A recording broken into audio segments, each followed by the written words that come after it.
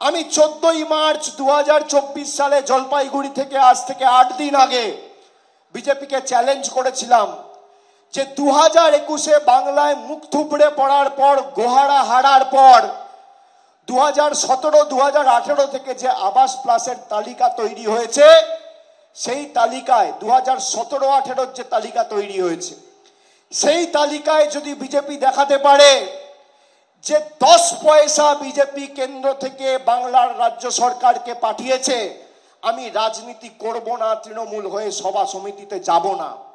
আমি চ্যালেঞ্জ করেছিলাম যে 2021-এ আপনারা বাংলায় হারার পর যদি দেখাতে পারেন যে 100 দিনের টাকা 10 পয়সা কেন্দ্র সরকার আর মোদীর সরকার দিয়েছে, অভিষেক বন্দ্যোপাধ্যায় রাজনীতি থেকে বিদায় নেবে। আমি চ্যালেঞ্জ করেছিলাম। আজকে 8 দিন হয়ে গেল। 8 দিন মানে প্রায় 200 ঘন্টা। এখনো পর্যন্ত বিজেপির কোনো নেতা, কোনো কর্মী, কোনো মন্ত্রীর ক্ষমতা হয়নি চ্যালেঞ্জ গ্রহণ করবে। আমি আবার বুক ঠুকে বলে যাচ্ছি, আপনার যদি বুকের পাটা থাকে, ভারতবর্ষ এবং বিশ্বের সব থেকে রাজনৈতিক দল, বড় রাজনৈতিক দল বলে নিজেদেরকে দাবি করেন, আপনার ক্ষমতা থাকলে আমার চ্যালেঞ্জ গ্রহণ করুন। সময় আপনি ঠিক করুন, জায়গা আপনি ঠিক করুন, টিভির পর্দায় আসতে চাইলে সংবাদ মাধ্যমের চ্যানেল আপনি ঠিক করুন, সঞ্চালক আপনি ঠিক করুন, সময় আপনি ঠিক করুন। 2 ঘন্টার ব্যবধানে যাবেন, একদিকে আমি থাকবো, একদিকে আপনি থাকবেন। আপনি যদি শ্বেতপত্র প্রকাশ করতে পারেন যে 21-এর পরে মানরেগা আর আবাস প্লাসে কেন্দ্র সরকার 10 পয়সা ছেড়েছে, আমি রাজনীতি করব না, রাজনীতি থেকে চিরকালীনের জন্য অবসর নেব, এত বড় কথা বুক ঠুকে বলে দিয়ে যাচ্ছি। এবার আপনারা বলুন, বিজেপির এই চ্যালেঞ্জ গ্রহণ করা উচিত কিনা? মায়েরা বলুন। যারা বলছে আমরা দিল্লি থেকে টাকা পাঠিয়েছি, টাকা তো উড়ে উড়ে আসবে না। টাকা এলে তো ব্যাংকের মাধ্যমে আসবে, আর ব্যাংকের মাধ্যমে টাকা এলে আপনার কাছে কাগজ থাকবে, আপনি কাগজ দেখান। সিএ আর এনআরসির নামে ভারতের সবার থেকে কাগজ চাইছেন, আর নিজেদের কাছে কাগজ নেই। এতই জড়া জীর্ণ বেহাল দুর্দশা আপনাদের। আপনি যেদিনকে শ্বেতপত্র প্রকাশ করবেন আবাস প্লাস আর মানরেগা 21-এর পরে, আমি তৃণমূলের জন্য সভা সমিতি করতে যাব না। আমি টিভির পর্দার সামনে বুক ঠুকে বলে দিয়ে যাচ্ছি, আপনার ক্ষমতা থাকলে আপনি করুন। এরা পারবে না। এদের যদি ক্ষমতা থাকে, এরা আসুক, একদিকে আমি থাকি, একদিকে বিজেপির নেতারা থাকুক। তারা তাদের রিপোর্ট কার্ড নিয়ে আসুক, আমি আমার রিপোর্ট কার্ড নিয়ে যাব। আর মমতা বন্দ্যোপাধ্যায়ের ভোট 2026-এ। আমরা 21-এ মানুষকে রিপোর্ট কার্ড দিয়েছিলাম, আবার 26-এ রিপোর্ট কার্ড দেবো। আপনি 19-এ ভোট চেয়ে পরের দিন থেকে হাওয়া হয়ে গেছিলেন। এই বর্ধমানের মাটিতে প্রধানমন্ত্রী শেষ কবে এসেছিল? 12ই এপ্রিল 2021 সাল। 3 বছর আপনি কোনো বিজেপি নেতার টিকি খুঁজে পাননি। এখন নির্বাচন এসছে, এখন বহিরাগত নেতারা, বাংলা বিরোধী নেতারা আবার ডেলি প্যাসেঞ্জারি শুরু করবে। কিন্তু আপনার দুঃখে, আপনার বিপদে আপদে কে ছিল?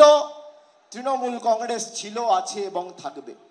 যারা মোদি গ্যারেন্টির কথা বলছে, আমি আপনাদের জিজ্ঞেস করতে চাই, মায়েরা, দাদারা, বলুন আপনি কার গ্যারেন্টি নেবেন? দিদির গ্যারেন্টি না মোদির গ্যারেন্টি? হাত তুলে বলতে হবে। কার গ্যারেন্টি নেবেন, দিদি না মোদি?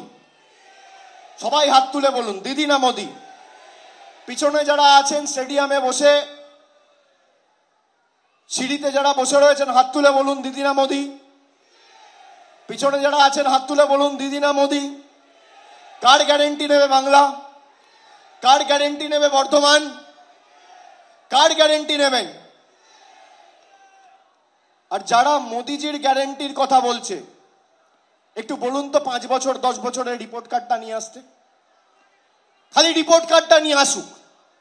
রিপোর্ট কার্ড তো আমরা 2021 সালে বাংলার মানুষকে দিয়েছি, তাহলে এরা দেবে না কেন? আমি আপনাদের বলে যেতে চাই যে মানুষকে ভুল বুঝিয়ে গরিব মানুষের টাকা এরা আটকে রেখেছে। আপনারা যারা বসে আছেন, আপনারা ভাবেন আমার একটা ভোটের কি ক্ষমতা, আমার একটা ভোটের কি লাভ। আপনারা নিজেদেরকে তুচ্ছ বা নগণ্য করে দেখবেন না। হাতি নিজের ওজন জানে না। একটা গণতন্ত্রে কোনো নেতা শেষ কথা বলে না, সাধারণ জনগণ শেষ কথা বলে না। আরে আপনি চেয়েছেন বলে কেউ মুখ্যমন্ত্রী, কেউ কেন্দ্রীয় মন্ত্রী, কেউ প্রধানমন্ত্রী, কেউ বিধায়ক, কেউ এমপি। যেদিনকে মানুষ চাইবে না, হাজার চেষ্টা করেও, কোটি কোটি টাকা খরচা করেও, ইডি সিবিআই লাগিয়েও নিজের জামানতটুকু বাঁচাতে পারবেন না। মানুষ যদি চায় আপনাদের দম্ভ ঔদ্ধত্য অহংকার চূর্ণ বিচূর্ণ করতে 10 মিনিটের বেশি সময় লাগবে না। আমি সেই কারণে আপনাদের বলছি যে এইবারের ভোট শুধুমাত্র কেন্দ্র সরকারের মন্ত্রীদের, কেন্দ্র সরকারের প্রতিনিধিদের প্রত্যাখ্যান করার ভোট নয়, বা কেন্দ্র সরকার নির্বাচিত করার ভোট নয়। এটা প্রতিবাদের ভোট, এটা প্রতিশোধের ভোট, এটা প্রতিরোধের ভোট।